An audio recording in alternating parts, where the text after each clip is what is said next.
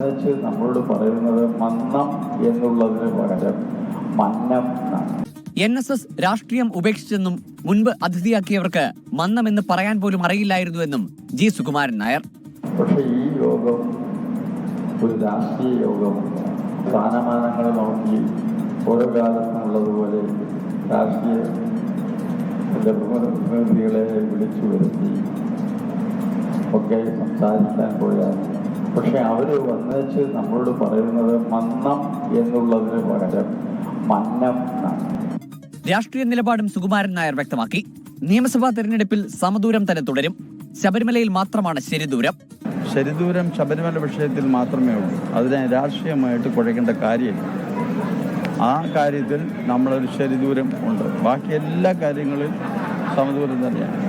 ദേശീയ ന്യൂനപക്ഷ വിദ്യാഭ്യാസ കമ്മീഷൻ അംഗം ഡോക്ടർ സിറിയക് തോമസ് ആണ് ഇത്തവണ മന്നം ജയന്തി സമ്മേളനം ഉദ്ഘാടനം ചെയ്തത്. മന്ത്രി KB ഗണേഷ് കുമാർ, മുൻ പ്രതിപക്ഷ നേതാവ് രമേശ് ചെന്നിത്തല, BJP സംസ്ഥാന അധ്യക്ഷൻ രാജീവ് ചന്ദ്രശേഖർ തുടങ്ങിയ രാഷ്ട്രീയ നേതാക്കൾ പങ്കെടുത്തു. പാലക്കാട് MLA രാഹുൽ മാങ്കൂട്ടത്തിലും മന്നം ജയന്തി സമ്മേളനത്തിനെത്തി.